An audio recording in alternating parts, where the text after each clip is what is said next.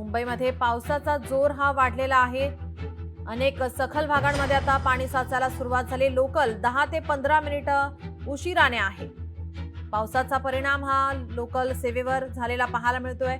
10 ते 15 मिनिटं लोकल उशिराने। मुंबईमध्ये पावसाचा जोर वाढलेला आहे। काही भागांमध्ये ऑरेंज अलर्ट जारी करण्यात आलाय, तर काही भागांमध्ये रेड अलर्ट हवामान खात्याकडून जारी करण्यात आलेला आहे। लोकलवर या पावसाचा परिणाम झालेला पाहायला मिळतोय। 10 ते 15 मिनिटं लोकल उशिराने धावत आहे। सकाळीच निघालेल्या नागरिकांची तारांबळ उडाली। मुंबईमध्ये पावसाचा जोर वाढलाय।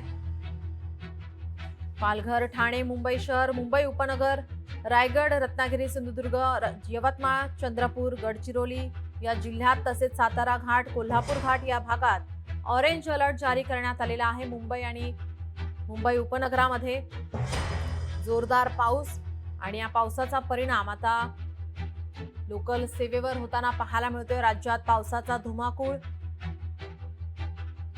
अनेक भागात जोरदार पाऊस होतोय। पुढील 24 तास पुणे घाटमाथ्यावर रेड अलर्ट जारी करण्यात आलाय।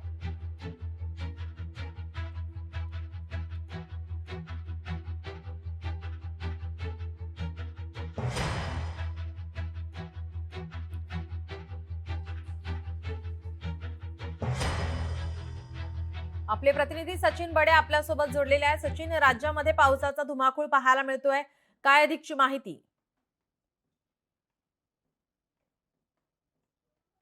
राज्यभरामध्ये जोरदार पावसाचं आगमन जे आहे ते पाहायला मिळतंय। त्यामुळे बहुतांश ठिकाणी ऑरेंज अलर्ट देण्यात आलेला आहे, तर काही ठिकाणी अक्षरशः पूर परिस्थिती निर्माण झालेली आहे। ज्या भागामध्ये काही दिवसांपूर्वी पावसाची प्रतीक्षा केली जात होती, मात्र त्या ठिकाणी थेट पूर परिस्थिती आता निर्माण झालेली आहे।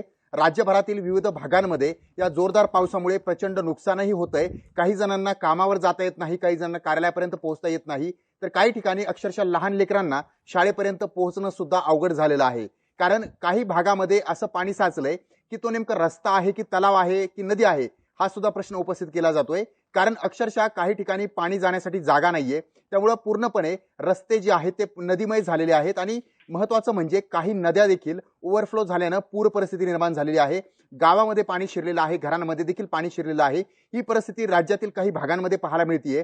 तर छत्रपती संभाजीनगर असेल, मराठवाडा असेल, या ठिकाणी सुद्धा जोरदार पाऊस आहे। त्यामुळे काही पिकांमध्ये हे पाणी साचल्या कारणानं या पिकांचं नुकसान होण्याची शक्यता वर्तवली जाते। पूर्णपणे शेतामध्ये पाणी साचलेलं आहे, त्यामुळे जी पिकं आहेत ती सुद्धा वाया जातील। तर काही ठिकाणी उभी पिकं आडवी झालेली आहेत, त्यामुळे शेतकऱ्यांचं सुद्धा प्रचंड नुकसान होतंय।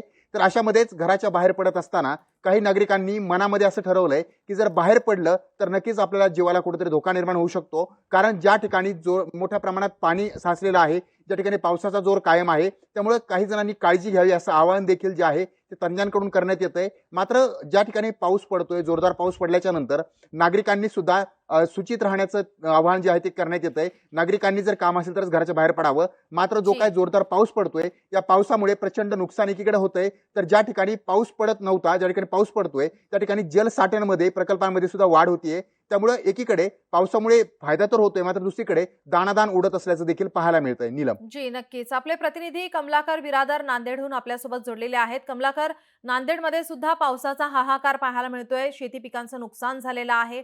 आता सध्याची काय परिस्थिती आहे? नक्कीच नीलम, मागच्या 3 दिवसापासून जे आहे नांदेड जिल्ह्यामध्ये जोरदार पाऊसची बॅटिंग सुरू आहे। त्यामुळे जे आहे नदी नाल्या ओढ्यांना पूर आलेला आहे। जर बघितलं तर नांदेडच्या 31 मंडळामध्ये अतिवृष्टी झालेली आहे, तर पिकांचं प्रचंड मोठ्या प्रमाणात नुकसान झालेलं आहे। तर दुसरीकडे जर बघितलं तर मुखेड तालुक्यामध्ये लेंडी प्रकल्प आहे, त्या ठिकाणी गळभरण झालेली आहे, त्यामुळे जे आहे ते पाणी अडलेलं आहे। आणि लेंडी नदी जी लातूर जिल्ह्यातून वाहत येते आणि त्या ठिकाणी पूर परिस्थिती निर्माण झालेली आहे। अनेक गावांना पाण्याचा वेढा त्या ठिकाणी बसलेला आहे। आणि जनावरं जी आहेत ती पाण्यामध्ये 40 ते 50 जनावरं वाहून गेल्याची सुद्धा त्या ठिकाणी घडलेली आहेत। 13 गावं जी आहेत प्रकल्पामध्ये येत असलेली लेंडी प्रकल्पातली, त्यातली 5 ते 6 गावांना पाण्यानं वेढलेलं आहे। आता मी ज्या ठिकाणी उभा आहे त्या ठिकाणी जर बघितलं तर हे मुगाचं शेत आहे। या पावसामुळे हे संपूर्ण मूग जे आहे ते आडवं झालेलं आहे। आता तोंडाशी आलेला हा शेतकऱ्यांचा घास जो निसर्गाने हिरावलेला आहे। काही दिवसापूर्वी जर बघितलं तर या सर्वांना पावसाची प्रतीक्षा होती, मात्र आता पाऊस नकोसा झाल्याची चर्चा शेतकऱ्यांमध्ये व्हायला लागली आहे। नीलम जी नक्कीच, धन्यवाद कमलाकर आणि सचिन, आपण दिलेल्या या सविस्तर माहितीसाठी आपण पाहतोय राज्यामध्ये पावसाचा धुमाकूळ, ज्यामुळे शेती पिकांचं नुकसान झालेलं आपल्याला पाहायला मिळतंय. एकंदरीतच आज राज्यामध्ये जोरदार पाऊस हवामान खात्याकडून हा अंदाज वर्तवण्यात येतोय. लोकशाही मराठी ऐका, पहा, जागरूक रहा.